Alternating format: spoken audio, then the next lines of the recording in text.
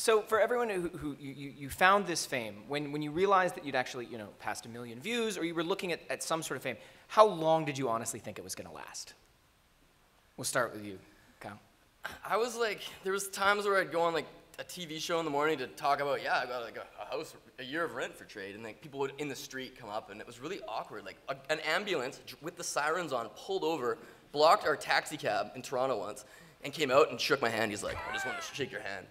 And it was like, don't you like, you're in like an emergency. Like, you're like, and that was like thrilling and all, but I was so glad when that stuff stopped happening. The story of trading, like the real thing that did happen is still kind of known, which is cool, but I love walking down the street completely anonymous. I think that's like a good thing. But would you say that it's all the way gone, or are you still surprised that you're getting invited to things like this, that it's still sticking around, that it still has relevance? We were traveling around last couple years in like India, and we met some dudes from, I don't know, South Africa, and we're at the bar, and then my buddy goes, this is the guy who created a paperclip for house, and they all knew it, and it was just, and they like started buying drinks, and I was like, why not, I guess, I don't know, like, ride it out. But it's surprising how far things can diffuse quickly with the internet. Like, in a day, everyone can know about it. Like the photogenic runner, that was just some guy running a marathon or whatever 2 weeks ago, and like everyone knew it in that room that he was photogenic. So I don't think it's really surprising. It's just sort of normal in a weird way.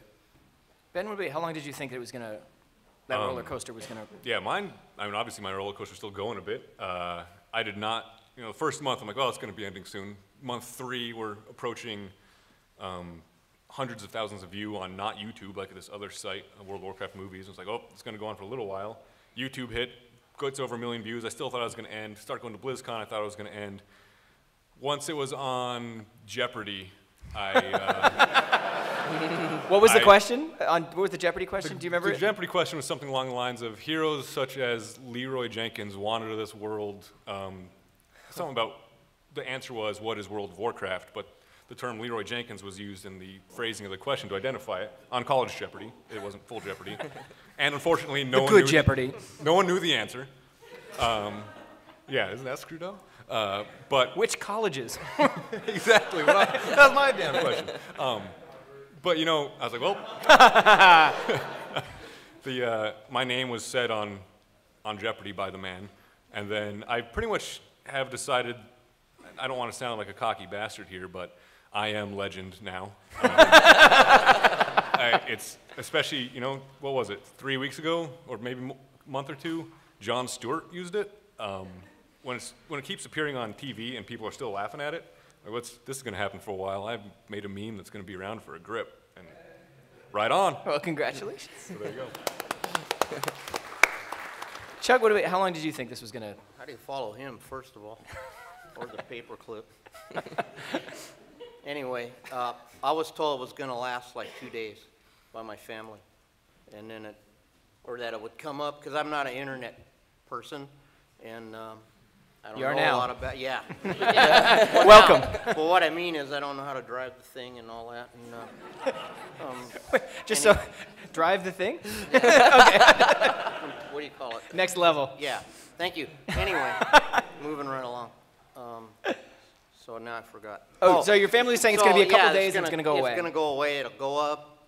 It'll be like real, fast, and then you'll go away and be nobody again.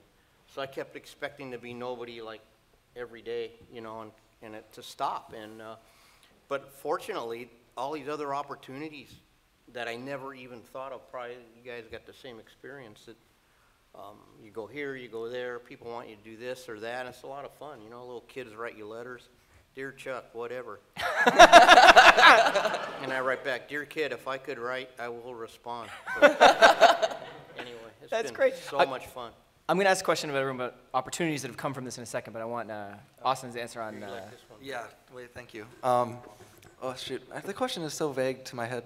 Just how long did you think it was, like when it was going? Oh, okay. I feel like it was so early in internet world, 5 years ago, that nothing really made sense of the longevity of things. So I guess more what Chuck's saying, like, I didn't really know when it was going to end, but by the time that it did, I had found other avenues and paths that kind of helped out, and I don't know, I was like kind of distracted at that point, so I didn't, and at the time I didn't know. I was just, here's some hands for you guys. Great, fantastic. So on the subject of opportunities, I mean, internet fame is fleeting, obviously, as everything is, but what you do with it is really up to you about where that can take you in terms of opportunities and career stuff. Have any of you guys used it to further a career, to launch a career, or to just do something you never thought you'd be able to do? I will say I actually did think about trying for a little bit to do something with Leeroy Jenkins. I was approached by a lot of internet, just websites, big and small, that wanted like, all right, we want you to make more movies like that do that. And I thought about it, and I'm like, oh, this is really awesome. And it actually, you can't do that. There's too many things that just fell into place. Just like any meme, you weren't actually producing it. You were just in the moment, being yourself, doing your thing. And when I realized that is when I just kind of gave up on that effort. Like, I was trying to get in with Blizzard for a while. I'm like, hey, I made you guys money. You should hire me. And it's like, oh, I don't actually do anything then, so that won't work. And then I knew I could get in touch with other gaming companies, so I contacted EA through a friend. I was like, I want to be a simple game tester for you. But then I realized that pays like $12 an hour in San Francisco. I'd have to live in like some grandmother's basement to do that, and that didn't sound very awesome. So then I decided just to actually pursue my college degree and be an electrical engineer for life. So. Great. I guess after I saw meme stuff happen, I started paying attention to meme world, and now I work at Memebase. So, yeah, represent. Fantastic. Cheeseburger, all right. So that's actually, so I'm sure a lot of people here would probably love to work at Memebase. How did that come about? Like, how did you end up getting that job? I was in my parents' basement, looking at Craigslist for jobs. And then I'm like, let's check out Seattle, because I was living in Ohio. Nothing about this story makes sense. And so I applied, and they're like, anything else special about you? It was like a job for like going through content, checking comments. And I'm like, I also made Daft Hands. And I guess that helped. I don't know. Good to know. Well, let's see. For me, I got a YouTube channel. And then I started doing my tip thing on the taxidermy before, but it's given me an opportunity to take taxidermy out of wherever it was and bring it to the whole world, and having people understand and teach them about it and what a craft it really is, and how whatever. I'm choking here. But anyway. You're doing great. From that, I have these other offers, like I said, and then my real dream is now to do an online taxidermy course, like the original guy did 100 years ago with the correspondence course. So I'm going to take his model, and somehow, if I can get some help, put it, I don't even know. It's like all overwhelming for me, because like I said, I don't do that good, the computer, so. But still, it's fantastic. I mean, you're using this sort of internet fame to push, the dreams of and the career you've had before, which is that wonderful. And to make it, I don't know how to say this, but because of what I do is so, there's not a lot of them. Now I'm like what you said, the reluctant spokesperson for taxidermy. So now I got to feel like I need to speak for my craft and all of that. And then there's a couple other offers that I'm trying not to get excited about, but maybe I'll become the traveling taxidermist. I don't know. That'd be great. I think it's safe to say you are the world's most famous taxidermist. Yeah, I guess so, huh? That's Yeah. weird, huh? And my friends are pissed. The other colleagues, because it's so funny if you're in the business of it and the competition. It's so competitive and ego-driven. And if you saw more taxidermists, I really don't fit like the model of a taxidermist. I don't have a cowboy hat and a checkered thing and the pickup truck and I'm just me. And so I'm not really the usual, so they're like, how did you, But you are number one. Yeah, and I love to rub it into those guys. I think that's one thing we can all agree on. Internet success is one of the finest things about it is rubbing it in the face of people that you knew growing up. In my case, ex-girlfriends. It's fantastic. Like, you dumped a New York Times best-selling author, right? Oh, how's that working out for you?